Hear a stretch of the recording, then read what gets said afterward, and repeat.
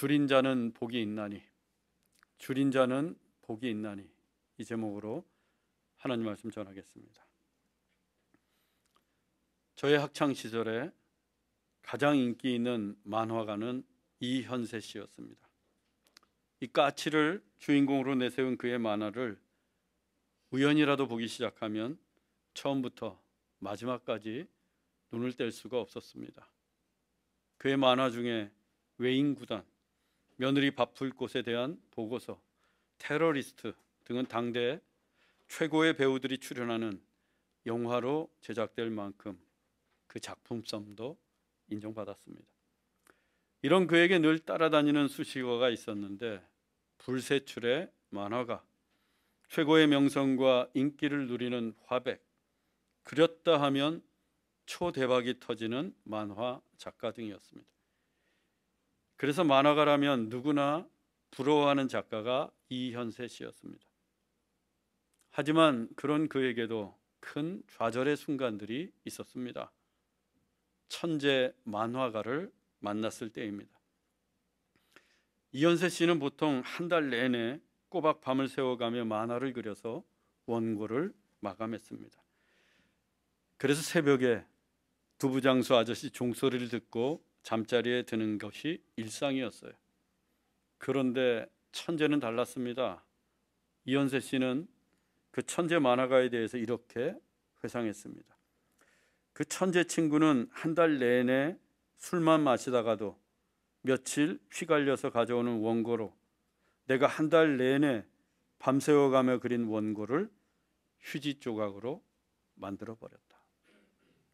이럴 때면 어김없이 그는 자신의 부족한 재능을 원망했고 그 천재 친구의 타고난 재능을 질투하며 좌절하곤 했습니다.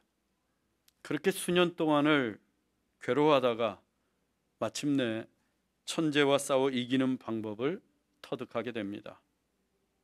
그것은 바로 만화에 대한 배고픔, 만화에 대한 굶주림이었습니다. 그는 한 인터뷰에서 천재와 싸워 이기는 방법에 관해 이렇게 말했습니다. 내가 꿈꾸는 일은 매일 밥을 먹는 것처럼 먹어도 또 새롭게 배가 고픈 그런 것입니다. 그래서 오늘도 하루가 있습니다. 이현세 씨는 매일 밥을 먹는 것처럼 만화를 그렸다고 합니다. 그는 먹어도 또 새롭게 배가 고픈 것처럼 늘 만화에 굶주려서 그림을 그렸습니다. 비록 천재처럼 번뜩이는 재능으로 단숨에 그려낼 수는 없었지만 만화에 대한 배고픔, 만화에 대한 굶주림으로 인해 만화를 그리고 또 그려서 오늘날 최고의 만화가 이현세가 될 수 있었습니다. 과연 천재를 이기는 방법은 배고픔이었습니다. 혁신의 아이콘으로 본격적인 스마트 기기의 시대를 연 애플의 고 스티브 잡스는 생전에 뛰어난 연설과 프리젠테이션으로도 유명했습니다. 그중 스탠포드 대학 졸업식에서의 연설은 지금도 명연설로 꼽히고 있습니다. 그날 스티브 잡스는 Stay hungry 라는 말로 연설을 끝마쳤습니다. Stay hungry. 늘 굶주린 채로 살라는 것입니다. 굶주린 사람만이 새로운 혁신을 이끌어낼 수 있기 때문입니다. 실제로 그는 혁신의 Stay hungry, 늘 굶주려 하면서 우리가 잘 아는 아이포드, 아이폰, 아이패드 등을 개발해내서 애플을 세계 제1의 회사로 일구었습니다. 2002년 대한민국 축구는 월드컵 4강에 오르면서 온 세상을 깜짝 놀라게 했습니다. 당시 한국 국가대표팀 감독은 히딩크였습니다. 한국이 16강에 오르자 기자들이 히딩크 감독에게 질문을 합니다. 지금 성적에 만족합니까? 본래 한국팀의 목표가 16강이었고 그 목표에 달성했기 때문입니다. 그때 히딩크가 유명한 말을 남깁니다. I'm still hungry. 나는 아직도 배가 고프다. 결국 승리를 향한 그의 굶주림이 한국 축구를 월드컵 4강에 오르게 했습니다. 이처럼 배고픔의 위력은 참으로 대단합니다. 그래서 세상에서 가장 강한 힘은 목마름이다. Most power is thirsty 라는 말도 있습니다. 누가 성공을 하는가? 성공에 대한 목마름이 있는 사람입니다. 누가 자유를 얻는가? 빵이 아니라 자유를 달라고 외치며 자유에 굶주린 사람입니다. 누가 천재를 이길 수 있는가? 자기 일에 대해 날마다 배가 고픈 사람입니다. 배부른 사자는 사냥을 하지 않습니다. 굶주린 사자가 먹이를 찾아다니고 목마른 사람이 우물을 파는 법입니다. 그래서 세상은 언제나 굶주리고 목마른 사람들에 의해 변화합니다. 우리의 신앙도 이와 다르지 않습니다. 신앙에 대한 배고픔, 영적인 은혜에 대한 굶주림이 있는 사람이 신앙도 깊어지고 교회도 새롭게 합니다. 그래서 예수님이 오늘 우리에게 이같이 말씀하고 계십니다. 본문 21절입니다. 지금 줄인 자는 복이 있나니 너희가 배부름을 얻을 것이며. 같은 내용을 담고 있는 마태복음은 의에 줄이고 목마른 자는 복이 있나니 이렇게 기록했어요. 의에 줄이고 목마른 자는. 무엇에 줄이고 목이 마른지를 분명히 했습니다. 그것은 의로움이었어요. 반면에 누가복음은 그냥 줄인 자는 복이 있나니 이렇게 기록했어요. 즉 실제로 줄인 자입니다. 실제로 배가 고프고 실제로 목이 마른 사람입니다. 그래서 이 줄임은 가난 때문에 필연적으로 발생하는 굶주림이에요. 가난해서 먹을 것이 없고 가난하기 때문에 마실 물이 없는 자, 가난해서 하루하루 버티고 사는 게 힘들고 고통스러운 자, 그 사람이 줄인 자입니다. 즉 본문에 언급된 가난한 자의 대표적인 부류가 바로 줄인 자들이었어요. 우리는 지난주에 가난한 자가 경제적, 사회적, 영적으로 가난한 자라고 배웠습니다. 또 우리말 줄이다로 번역된 헬라어 페이논테스도 동일하게 세 가지 의미를 지니고 있습니다. 경제적으로 줄인 자, 사회적으로 줄인 자, 그리고 영적으로 줄인 자입니다.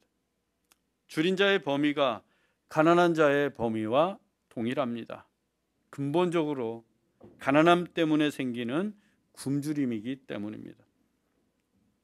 실제로 당시 유대인들의 상황은 로마 제국의 강압적인 지배와 헤롯 가문의 폭력적인 통치 아래 극도로 가난하고 불안한 상태에 처해 있었습니다. 로마 제국과 결탁하거나 헤롯과 손을 잡고 있는 일부 종교 지도자들을 제외하고는 매일같이 굶주림에 허덕이며 살아가야 했습니다. 그 굶주림은 너무나 견디기 힘들고 너무나도 고통스러운 굶주림이었어요. 당장의 굶주림이 해소되지 않는다면 생명이 위태로울 지경입니다. 왜 예수님이 가르쳐 주신 주기도문에 일용할 양식, 데일리 브레드를 구하는 기도가 포함되어 있을까? 단 하루치 양식도 구하기 어려운 시대였기 때문입니다. 오늘 일용할 양식을 얻지 못하면 하루 온종일 굶어야 하는 사람들이 부지기수였기 때문이에요.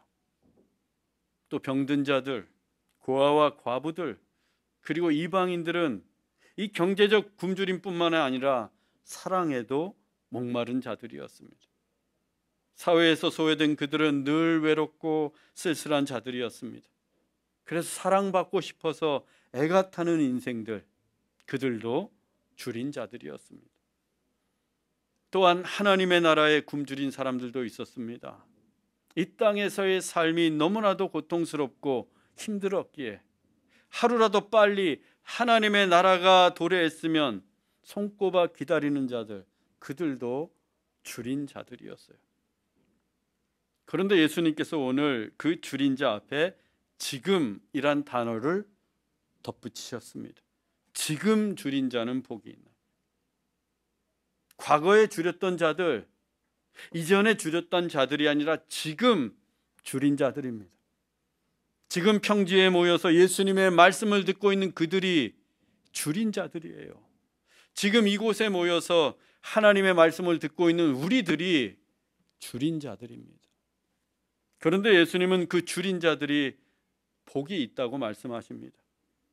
지금 줄이고 목마른 자들이 복이 있다고 말씀하세요. 왜? 너희가 배부름을 얻을 것이며. 지금은 비록 줄이고 목말라 있지만 곧 배부를 것이기 때문입니다.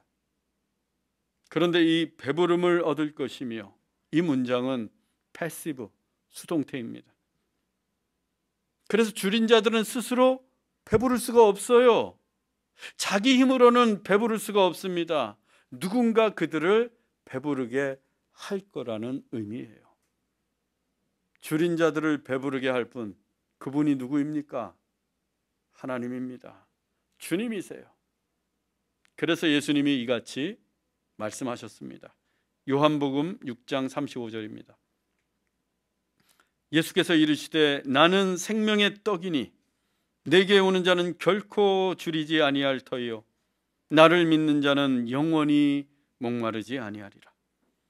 또 이같이 말씀하셨습니다. 요한복음 7장 37절에서 38절입니다. 예수께서 서서 외쳐 이르시되 누구든지 목마르거든 내게로 와서 마시라. 나를 믿는 자는 성경의 이름과 같이 그 배에서 생수의 강이 흘러나오리라. 두 말씀의 공통점이 있습니다. 예수님께 나오는 것, 그리고 예수님을 믿는 것. 예수님께 나오는 것, 그리고 예수님을 믿는 것. 예수님이 생명의 떡이십니다. 그래서 예수님께 나아가는 자는 결코 줄이지 않습니다. 또 예수님은 생수의 근원이 되십니다.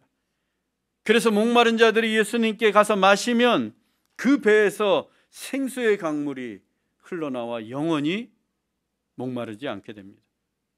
중요한 것은 믿음으로 예수님께 나아가는 것입니다. 믿음으로 예수님께 나아가는 거예요. 단지 내가 목마르고 줄이다고 해서 저절로 배부르게 되고 저절로 생수의 강이 흘러나오지 않습니다. 내가 줄이거나 목마를 때 예수님을 믿고 예수님께로 나아가야 합니다. 예수님이 생명의 떡이심을 믿고 또 예수님이 생수의 근원이심을 믿고 예수님께 나아갈 때 비로소 우리가 배부르게 되고 목마르지 않게 됩니다. 예수님을 믿고 나아올 때에만 예수님께서 그들을 배부르게 하시고 그 배에서 생수의 강이 흘러나오게 하시기 때문이에요. 우리는 스스로 배부를 수 없습니다. 우리의 힘으로는 목마름에서 벗어날 수 없습니다. 오직 예수님만이 우리를 배부르게 하시고 오직 예수 그리스도만이 우리를 영원히 목마르지 않게 하십니다. 그렇다면 우리는 우리의 소유나 힘을 의지할 게 아니라 누구를 의지해야겠습니까? 목마른 이 시대에, 배고픈 이 시대에 내 인생이 배부르게 되고 내 삶에서 생수의 강이 흘러넘치려면 누구를 의지해야 돼요? 예수님이십니다. 오직 예수뿐입니다. 예수님을 의지하고 예수님을 붙들어야 합니다. 그런데도 어리석게도 여전히 내 소유와 힘만을 믿고 살아간 사람들이 있어요. 내 손에 쥔 것만 바라보고 사는 인생들이 있습니다. 내 소유로 이미 배가 부르다면, 그래서 줄이지 않다면 어찌 되겠습니까? 본문 25절입니다. 화 있을진저 너희 지금 배부른 자여 너희는 줄이리로다. 예수님은 배부른 자에게 화가 있을 것이라고 말씀하십니다. 그들이 줄이리로다. 지금은 배부른 것 같지만 곧 줄이게 될 것이라는 말씀이에요. 왜? 배가 불러서 하나님을 찾지 않기 때문입니다. 배가 너무 불러서 하나님이 생각나지 않아요. 배가 너무 부르기 때문에 오히려 하나님을 떠납니다. 탕자가 그랬습니다. 그는 자기의 소유로 배가 불러서 아버지를 떠났습니다. 그러다 결국 줄이게 됩니다. 탕자가 소유가 많았을 때 그는 그 소유를 믿고 아버지를 떠났습니다. 그 소유로 언제나 배부를 줄 알았습니다. 그 소유만 있으면 영원히 목마르지 않을 줄 알았어요. 그런데 어떻게 되었습니까? 그 영원할 것만 같았던 그의 소유가 사라졌습니다. 허랑방탕하게 탕진하며 다 사라졌습니다. 게다가 큰 흉년까지 들었어요. 이제 탕자에게는 먹을 게 하나도 남지 않았습니다. 돼지들이 먹는 쥐업 열매로 허기진 배를 채우려고 했지만 그마저도 주는 이가 없었어요. 그렇게 탕자는 철저하게 줄인 자가 되었습니다. 너무나도 배가 불렀던 그였는데 지금은 한없이 줄인 자가 되었습니다. 우리 옛말에 화무 11홍이란 말이 있습니다. 화무 11홍, 꽃이 없다. 열흘 동안 붉은 꽃이 없다는 뜻이에요. 마찬가지로 우리의 소유도 영원하지 않습니다. 영원할 것 같지만 어느 날 갑자기 바람처럼 사라질 수도 있습니다. 그래서 소유만을 믿고 살다가는 결코 복 있는 사람이 될 수 없습니다. 소유만 믿고 살다가는 그냥 줄인 자로, 영원히 줄인 채로 인생을 마감할 수도 있습니다. 만일 탕자가 그냥 줄인 자로 남아 있었다면 그는 복 있는 사람이 되지 못했습니다. 아니, 굶어 죽었을 수도 있어요. 탕자 자신이 스스로 탄식했습니다. 내가 여기서 줄여 죽는구나. 그런데 탕자는 줄인 채로 남아있지 않았습니다. 컴백 홈, 아버지의 집으로 돌아갑니다. 배가 불렀을 때, 배불렀을 때 나왔던 그 아버지의 집으로 자기의 줄인 배를 움켜쥐고 터벅터벅 돌아갑니다. 탕자가 집으로 돌아올 때 아버지가 어떻게 합니까? 누가복음 15장 23절입니다. 살진 송아지를 끌어다가 잡으라, 우리가 먹고 즐기자. 아버지는 거짓골을 하고 돌아온 탕자를 끌어안고 입을 맞추었습니다. 그에게 제일 좋은 옷을 입혔고 그의 손에는 가락지를 끼웠고 그의 발에는 새신을 신겼습니다. 그리고 살진 송아지를 잡아 줄인 탕자를 위해 큰 잔치를 베풀었습니다. 줄인 자였던 탕자가 아버지께 돌아오자 배부름을 얻게 되었습니다. 아버지가 줄인 탕자를 배부르게 했습니다. 그날 탕자는 누구보다 복 있는 인생이 되었습니다. 이 아버지가 누구입니까? 하나님입니다. 우리가 믿는 하나님입니다. 우리가 줄일 때 하나님은 우리를 기다리십니다. 우리가 목마를 때 하나님은 우리가 돌아오기를 눈이 빠지게 기다리고 계십니다. 우리를 배부르게 하시려고, 우리의 배에서 생수의 강이 넘치게 하시려고. 우리도 실패할 때가 있습니다. 넘어질 때가 있고 낭망할 때가 있고 두려울 때도 있습니다. 아무것도 남지 않고 그저 줄이고 목마르기만 할 때도 있습니다. 그때 낙심할 게 아니라, 절망만을 할 게 아니라 우리는 하나님께 돌아가야 합니다. 하나님께 나아가야 합니다. 우리의 줄인 배를 움켜쥐고 하나님께 나아가야 합니다. 그러면 배부름을 얻게 됩니다. 목마름이 해결이 됩니다. 이사야 55장 1절입니다. 오호라, 너희 모든 목마른 자들아, 물로 나오라. 돈 없는 자도 오라. 너희는 와서 사 먹되 돈 없이 값없이 와서 포도주와 젖을 사라. 하나님은 우리 모두에게 나오라고 하십니다. 목마르면, 배고프면 다 나오라고 하십니다. 돈이 없어도 오라고 하십니다. 값을 치르지 못해도 와서 마음껏 포도주와 젖을 사라고 하십니다. 누구든지 오기만 하면 하나님이 다 책임져 주시겠다는 뜻입니다. 아무리 큰 죄를 짓고 하나님을 떠났어도 다시 돌아오기만 한다면 하나님이 배부르게 하시고 영원히 목마르지 않게 하시겠다는 약속의 말씀입니다. 과연 줄이고 목마른 자가 복이 있습니다. 신앙도 마찬가지입니다. 예배 드릴 때 누가 복 있는 사람이겠습니까? 우리가 매 주일마다 예배를 드리는데 누가 복 있는 인생이겠습니까? 예배에 줄인 사람입니다. 예배에 목말라 하는 사람입니다. 그래서 주일이 기다려지는 사람, 예배를 갈망하면서 기다리는 사람이 복 있는 사람입니다. 왜? 하나님께서 그 예배에서 그 인생을 배부르게 하시기 때문입니다. 예배에 줄인 자에게 은혜를 베풀어 주십니다. 예배에 목말라 하는 자에게 은혜의 강물이 흘러넘치게 하시고, 예배에 갈급한 인생들에게 하나님의 말씀을 천둥처럼 들려주십니다.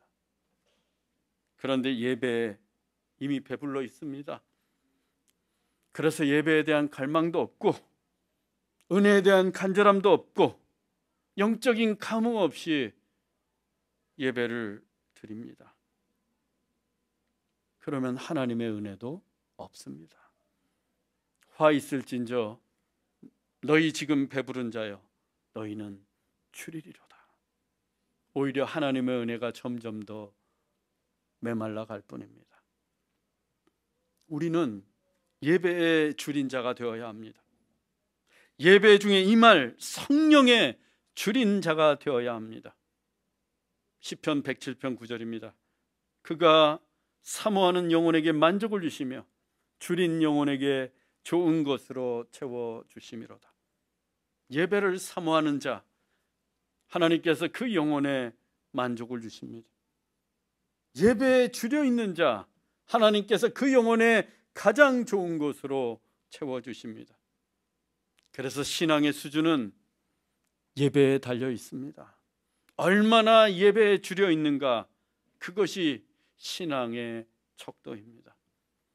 저는 여러분들이 예배에 줄인 성도들, 예배를 간절히 사모하는 성도들, 예배가 너무나도 갈급해 온 마음을 다하고 온 힘을 다해 하나님을 찬양하는 신실한 예배자가 되기를 원합니다. 그래서 이 자리가 은혜의 강물이 흘러넘치고 복 있는 성도들로 가득하기를 소망합니다. 사랑하는 형제자매 여러분, 하나님이 오늘 우리를 부르십니다. 너희 줄인 자들아, 목마른 자들아, 다 내게로 오라. 내가 너희를 배부르게 하리라. 영원히 목마르지 않게 하리라. 우리 모두 하나님께 나아가십시다. 먹을 게 없고 사랑에 줄이고 은혜에 목말라 하십니까? 목마른 사슴이 시냇물을 간절히 찾듯 하나님을 찾기 바랍니다. 하나님께만 나아가면 하나님이 배부르게 하실 것입니다. 생수의 강이 흘러넘치게 하실 것입니다. 오늘도 우리의 줄인 배를 움켜쥐고 하나님께 나아가는 복 있는 사람이 되시기를 주 예수 그리스도의 이름으로 축원합니다. 기도하겠습니다. 사랑의 하나님, 우리가 목마른 자이며 우리가 지금 줄인 자들입니다. 이 세상에는 소망이 없어 늘 줄여 있습니다. 우리의 줄인 배를 움켜쥐고 하나님께 나아갑니다. 우리를 배부르게 하옵소서. 갈급한 심령으로 타는 목마름으로 하나님을 예배하오니 영원히 목마르지 않도록 은혜를 부어 주옵소서. 은혜의 강물이 흘러넘치게 하옵소서. 그래서 날마다 복 있는 사람으로 살아가게 하옵소서. 길이요 진리요 생명이신 예수 그리스도의 이름으로 기도하옵나이다. 아멘.